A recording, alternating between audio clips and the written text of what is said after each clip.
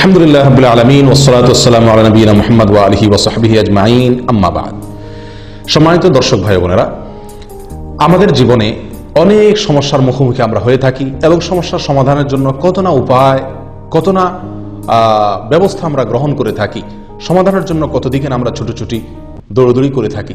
প্রিয় বন্ধু, আল্লাহ সুবহানাহু ওয়া তাআলা আমাদের জীবনের প্রধান প্রধান যে সমস্যাগুলো আছে, যে সমস্যাগুলোকে আমরা আমাদের জীবনে প্রতিনিয়ত ফেস করে থাকি, এসব মৌলিক এবং প্রধান প্রধান সমস্যার সমাধান আল্লাহ সুবহানাহু ওয়া তাআলা রেখেছেন যেই আমলের মধ্যে, সেটিকে বলা হয় ইস্তেগফার। এবং শুধু সমস্যার সমাধান নয়, আল্লাহ সুবহানাহু ওয়া তাআলা আমাদেরকে অত্যন্ত আকর্ষণীয় কয়েকটি পুরস্কার দান করবেন যে আমলের মাধ্যমে, সেটি হলো ইস্তেগফার। সূরা নূহ যদি আমরা তেলাওয়াত করি দেখতে পাবো আল্লাহ সুবহানাহু ওয়া তাআলা আল্লাহর নবী নূহ আলাইহিস সালামের একটি বক্তব্য তিনি কোট করে বলছেন। নূহ আলাইহিস সালাম তার জাতিকে লক্ষ্য করে বলেছিলেন, ফাকুল তুস্তাগফিরু রাব্বাকুম ইন্নাহু কানা গাফফারা। অর্থাৎ আল্লাহর নবী নূহ আলাইহিস সালাম তার জাতিকে লক্ষ্য করে বলেছিলেন যে তোমরা ইস্তেগফার করো, তোমাদের রবের কাছে তোমরা ক্ষমা প্রার্থনা করো, মাপ চাও। তাতে কি হবে, কি লাভ হবে? নাম্বার 1, ইন্নাহু কানা গাফফারা, নিঃসন্দেহে তিনি ক্ষমাশীল, তোমাদেরকে ক্ষমা করবেন। প্রিয় বন্ধু, একজন মুমিনের জীবনে যত সমস্যা আছে তার মধ্যে সবচেয়ে বড় সমস্যা, সবচেয়ে বড় প্রধান সমস্যা হলো যে তিনি আল্লাহর কাছে অপরাধী হয়ে আছেন। আল্লাহর কাছে অপরাধী হয়ে থাকার কারণে তার দুনিয়ার জীবনে সুখ শান্তির কমতি এবং ঘাটতি তিনি অনুভব করবেন এবং আখিরাতের জীবনের অশান্তি তো রয়েই গেছে। অতএব এই প্রধান সমস্যা যেটি, সেটি আল্লাহ তাআলা দূর করবেন, অর্থাৎ আমরা ক্ষমা পেয়ে যাব। নাম্বার 2, আল্লাহ সুবহানাহু ওয়া তাআলা পরবর্তী আয়াতে নূহ আলাইহিস সালামের জাতিকে লক্ষ্য করে তার ইস্তেগফারের বিনিময়ে আল্লাহর পক্ষ থেকে ঘোষিত সেই পুরস্কার বা সমস্যার সমাধানের কথা আল্লাহ তাআলা বলেন। কি সেটা? সেটা হলো আল্লাহ সুবহানাহু ওয়া তাআলা বলেন যে ফাকুল তুস্তাগফিরু রাব্বাকুম ইন্নাহু কানা গাফফারা ইউরসিলিস সামাআ আলাইকুম মিদরারা। আল্লাহ সুবহানাহু ওয়া তাআলা ইস্তেগফার করলে কি হবে? অনাবৃষ্টির সমস্যা দূর করে দিবেন। আল্লাহ তাআলা রহমতের বৃষ্টি জনপদে বেশি বেশি নাজিল করবেন যদি তারা ইস্তেগফার করে। নাম্বার 3, ওয়ায়ুমদিদুকুম বিআমওয়ালিন ওয়া বানিন। যাদের সম্পদের অভাব, দারিদ্রতা, আজ আমাদের অনেকেরই অর্থের অভাব, এটি বড় একটা সমস্যা জীবনের। প্রিয় বন্ধু, সেই সমস্যার সমাধান আল্লাহ সুবহানাহু ওয়া তাআলা রেখেছেন ইস্তেগফারের মধ্যে। আমরা যদি ইস্তেগফার করি, আল্লাহ তাআলা বলেন ওয়ায়ুমদিদুকুম বিআমওয়াল, শুধু সম্পদ দিবেন না, এমন সম্পদ দিবেন যেটি আমাদেরকে শক্তিশালী করে, যেটি আমাদেরকে সমৃদ্ধ করে, যেটি আমাদেরকে আমাদের হাতকে মজবুত করে, অর্থাৎ কাজের সম্পদ, বরকতের সম্পদ আল্লাহ তাআলা দান করবেন।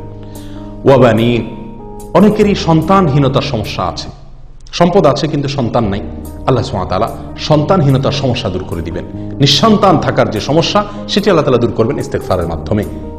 অতএব যদি কেউ ইস্তেগফার করে, আল্লাহ তাআলা তাকে সন্তান দান করবেন। হাসান বসরি রাহমাতুল্লাহর কাছে কেউ যদি সন্তানহীনতার অভিযোগ নিয়ে আসতো, তিনি বলতেন ইস্তেগফার করো। আমাদের আজকাল সন্তান না হলে আমরা কত আমল খুঁজে বেড়াই, আমল হাতের কাছেই রয়ে গেছে, সেটা হলো আপনি ইস্তেগফার করেন। শুধু সন্তান নয়, আল্লাহ তাআলা এমন সন্তান দিবেন যে সন্তান আপনাকে শক্তিশালী করবে।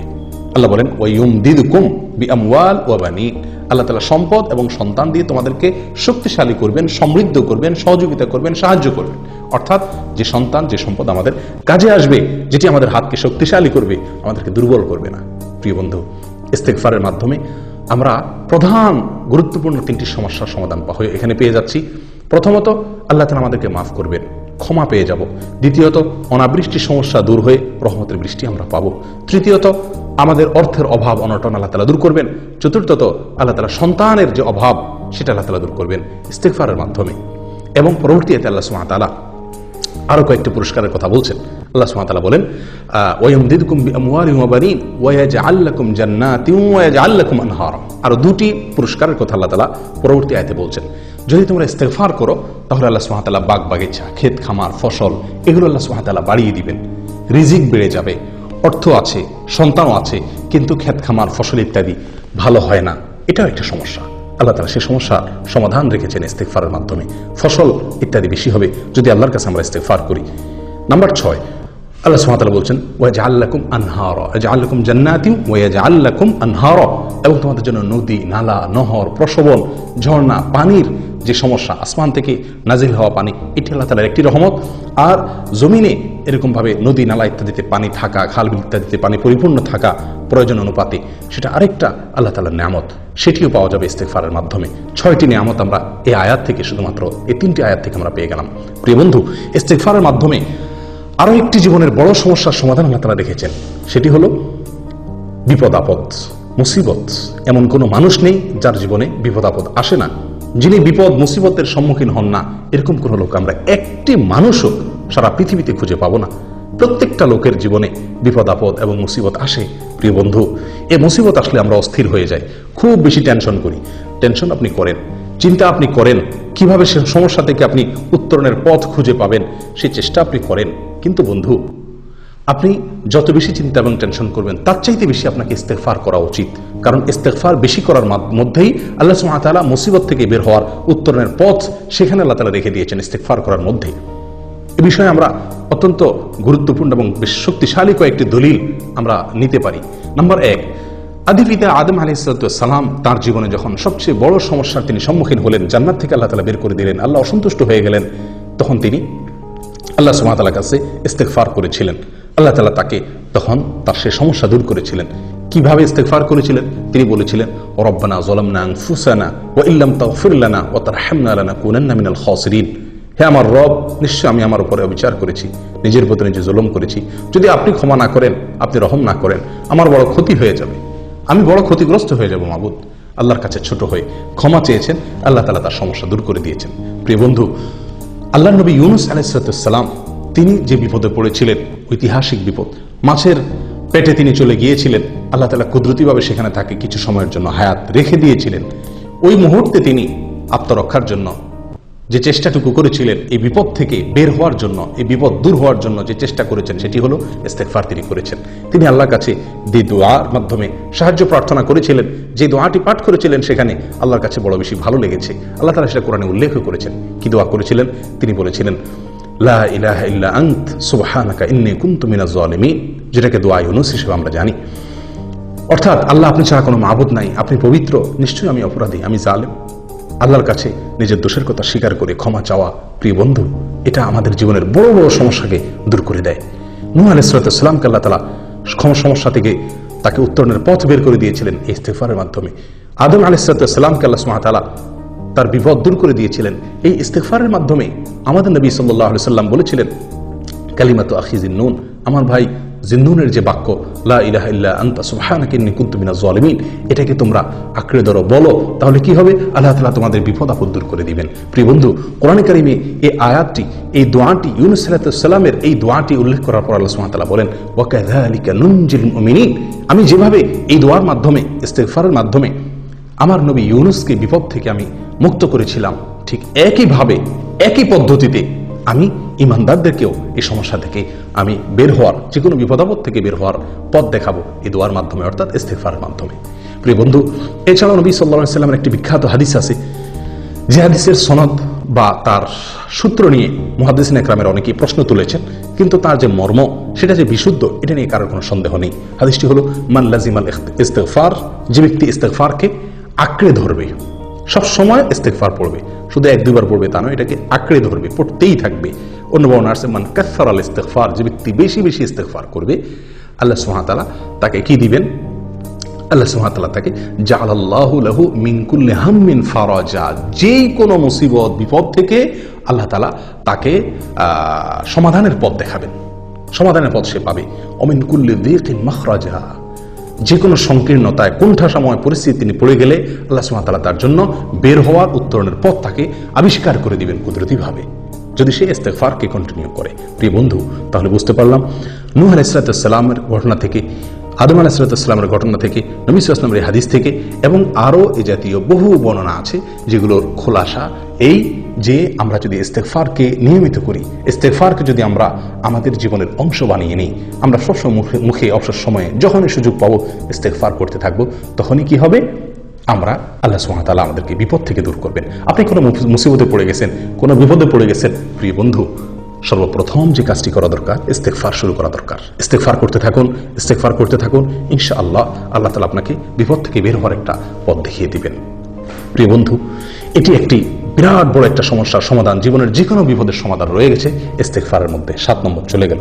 8 নম্বর হলো, আল্লাহ তাআলার আযাব এবং গজব আমাদের উপরে আসবে না যদি আমরা ইস্তেগফার করি। ইস্তেগফারের মাধ্যমে আল্লাহ সুবহানাহু ওয়া তাআলা তার বান্দাদেরকে আসমানি যে আযাব, আসমানি যে গজব, সেই গজব থেকে আল্লাহ সুবহানাহু ওয়া তাআলা রক্ষা করে থাকেন। আল্লাহ সুবহানাহু ওয়া তাআলা বলেন, মা কানাল্লাহু লিউআযিবাহুম ওয়া আনতা ফীহিম, হে রাসূল আপনি যদি তাদের মাঝে অবস্থান করেন তাহলে আমি সেখানে আযাব পাঠাবো না। আল্লাহ তাআলা কোনো নবী উপস্থিত থাকলে সেখানে আল্লাহর গজব বা আযাব পাঠান না।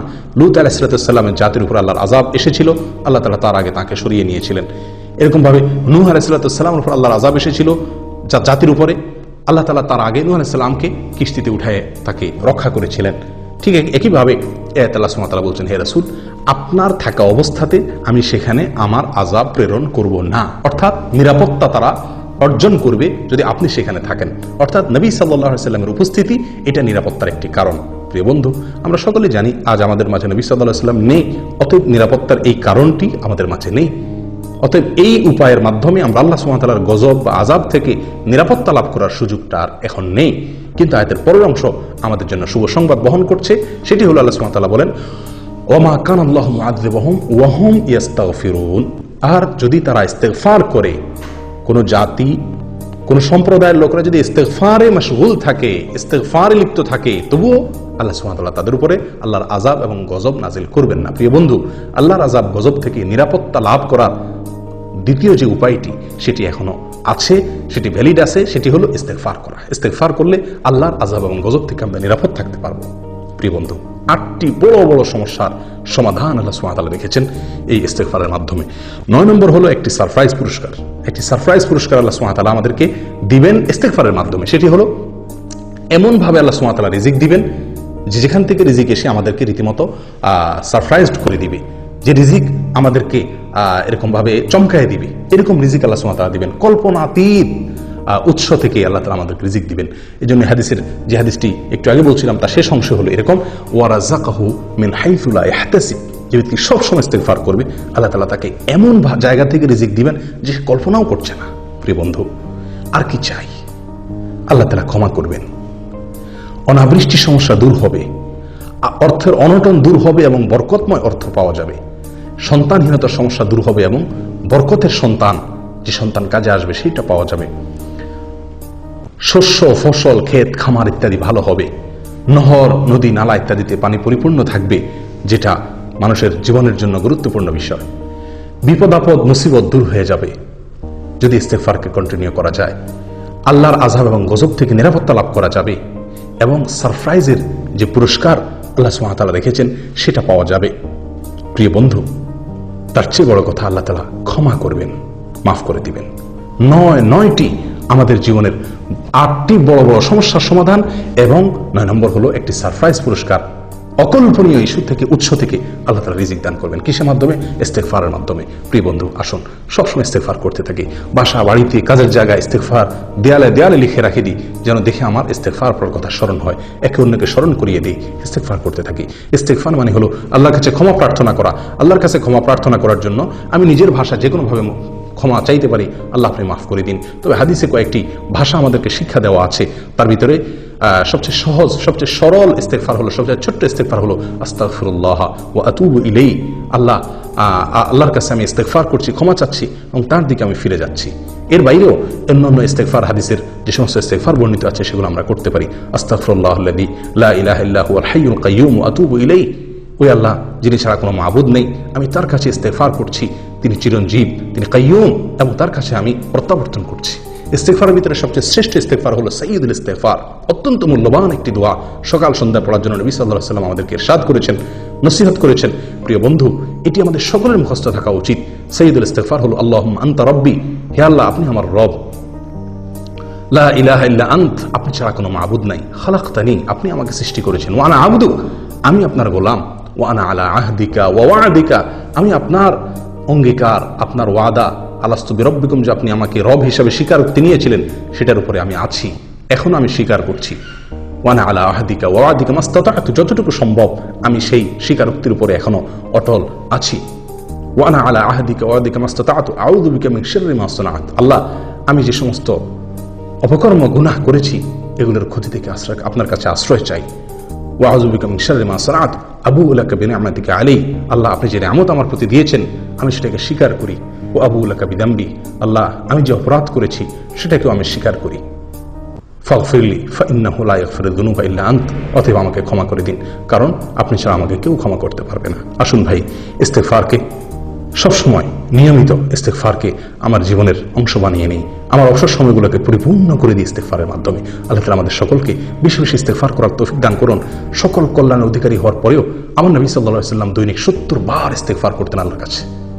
আমরা 70 বার কয়জন মানুষ ইস্তেগফার করতে পারি? বরং আমাদের তো আরো বেশি করা উচিত।